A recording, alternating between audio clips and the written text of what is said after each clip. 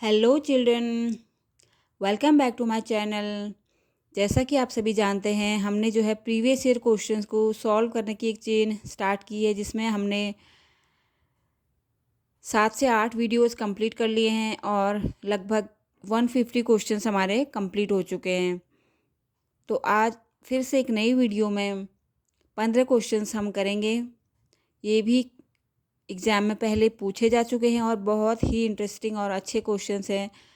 Repeated questions हैं, कई बार questions बार बार repeat होते हैं, तो एग्ज़ाम के पर्पज़ से काफ़ी इम्पोर्टेंट है। तो वीडियो को आखिरी तक देखिएगा और प्लीज़ चैनल को सब्सक्राइब कीजिए और अपने दोस्तों के साथ शेयर कीजिए। Thank you. तो चलिए वीडियो की शुरुआत करते हैं। आज का हमारा पहला क्वेश्चन जो है मैच द फॉलोइंग का है। यहाँ पे कुछ महाजनपद दिए गए हैं और उनकी राजधानी दी गई है। तो अस्मक, अवंती, चेदी, कम्बोज, और इस तरफ राजधानी में है महिष्मती या उज्जैनी, पोतन या पोतली, हाटक और सोथीवती या सुक्तिमती। ठीक है, तो देख लेते हैं। अस्मक की राजधानी है पोतन या पोतली, तो यहाँ पे आ जाएगा 1। अगला है अवंती। अवंती की राजधानी है महिष्मती या उज्जैनी।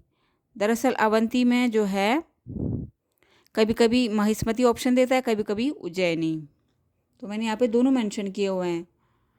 थर्ड है चेदी। चेदी की राजधानी है सोथीवती या सुक्तिमती और कम्बोज की राजधानी है हाटक। तो यहाँ पे जो है महाजनपद और उनकी राजधानी हमने देखी और ये फर्स्ट क्वेश्चन यहाँ पे कंप्लीट हो गया है। Come to the next question. Second question है, किस ग्रंथ से स्पष्ट होता है कि वैदिक सभा और समिति दो अलग अलग संस्थाएं थी? तो इसका पता चलता है हमें अथर्ववेद से। ठीक है, तो सभा और समिति दो अलग अलग तरह की संस्थाएं हैं। दरअसल इन्हें प्रजापति की दो पुत्रियों के रूप में दर्शाया गया है और ये अथर्ववेद में इसका वर्णन है।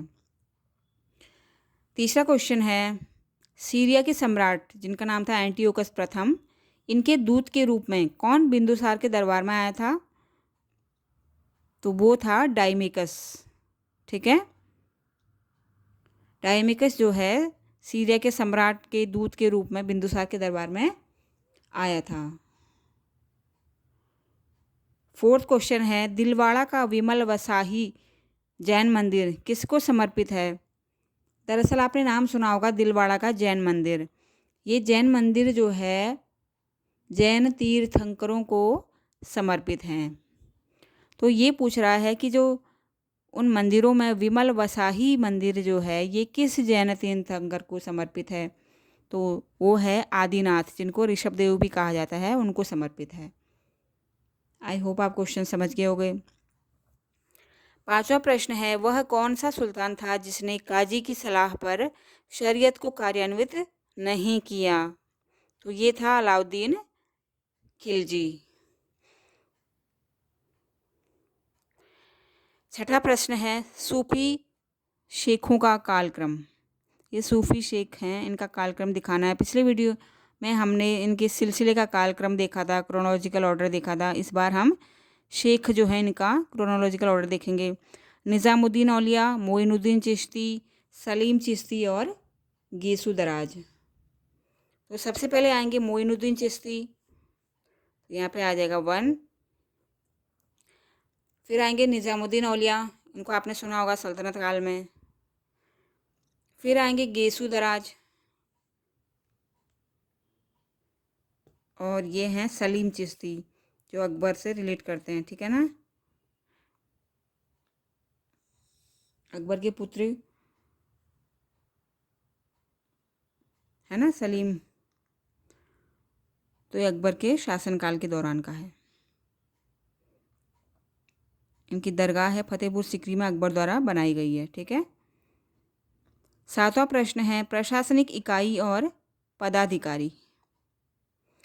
सूबा, परगना, सरकार और वतन। इस तरफ है सिकदार, सूबेदार, फौजदार और जागीरदार यानी कि आमिल। तो सूबा, सूबेदार नाम से स्पष्ट है, तो यहाँ पे आ जाएगा 1। परगना शिकदार, यहाँ पे आ जाएगा 2। सरकार फौजदार, 3 का 3 है। और वतन का जागीरदार या आमिल, तो आंसर विल बी 2 1 3 4। आगे बढ़ते हैं 8वें प्रश्न की ओर। ठीक है,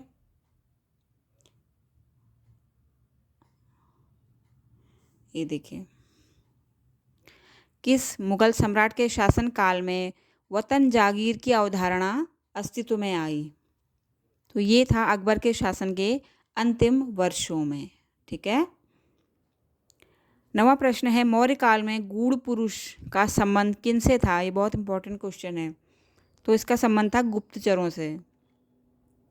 गुप्तचरों को गूढ़ पुरुष से संबोधित किया जाता था। 10वां प्रश्न है, मेगास्थनीज की पुस्तक इंडिका, इसमें 3 और वर्गों यानी कि मेगास्थनीज ने 7 वर्ग डिसाइड किए थे, इनके नाम बताइए।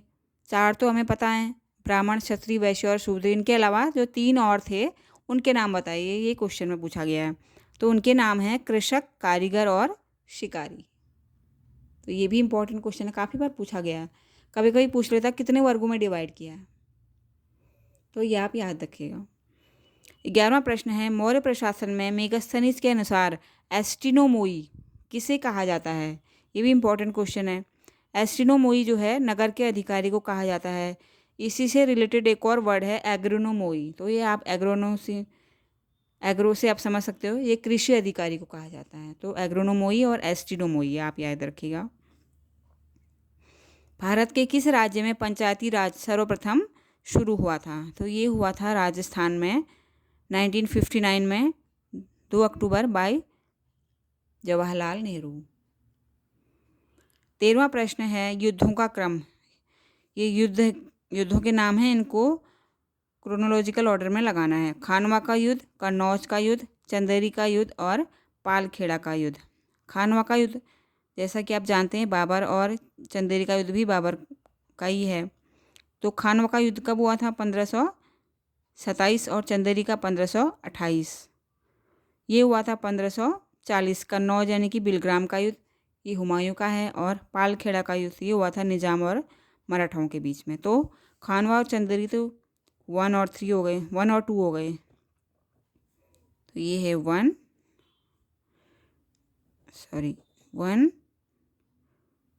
2,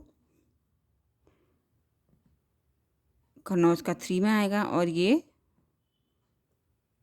4। ठीक है, पालखेड़ा का युद्ध हुआ था 1728 ईस्वी में। तो ये लास्ट है, आंसर विल बी 1 3 2 4। ठीक है, खानवा का युद्ध, चंदेरी का युद्ध, कन्नौज का युद्ध और पालखेड़ा का युद्ध। 14वां प्रश्न है, अकबर के अभियानों का कालक्रम। सिंध, खानदेश, बंगाल और कश्मीर। तो सबसे पहले आएगा बंगाल विजय, फिर आएगी कश्मीर विजय, थर्ड में है सिंध विजय, और चौथा है खानदेश। 3 4 1 2। ठीक है, प्राचीन संस्कृतियों का कालक्रम। ये भी इम्पोर्टेंट क्वेश्चन है, ये भी प्रीवियस ईयर क्वेश्चन से रिलेटेड है। मालवा संस्कृति, कायथा संस्कृति, जोरवे संस्कृति और कोटदीजी संस्कृति। तो ये ईसा पूर्व से रिलेटेड हैं। तो सबसे पहले जो ईस्वी है वो सबसे पहले आएगा, और जो सबसे छोटा है वो सबसे लास्ट में आएगा। ठीक है, तो यहाँ से स्टार्ट करेंगे। सबसे पहले आएगी कोटदीजी संस्कृति, तो यहाँ पे आ जाएगा 1, फिर आएगी कायथा संस्कृति 2, फिर मालवा संस्कृति 3, और लास्ट 1 जोरवे संस्कृति 1400 से 700 ईसा पूर्व। ठीक है, तो आंसर विल बी 3 2 4 1। तो 15 क्वेश्चन यहाँ पे कंप्लीट हो गए हैं। ये सभी एग्जाम में पहले पूछे जा चुके हैं, आपने देखा होगा। बहुत इंटरेस्टिंग, बहुत अच्छे क्वेश्चंस हैं, रिपीटेड क्वेश्चंस हैं। तो प्लीज़ आप इनको बार बार इनकी एक्सरसाइज आप करिए, इनको बार बार पढ़िए, तो आपको ये अच्छे से याद हो जाएंगे। तो एग्ज़ाम में आपकी काफ़ी हेल्प हो जाएगी।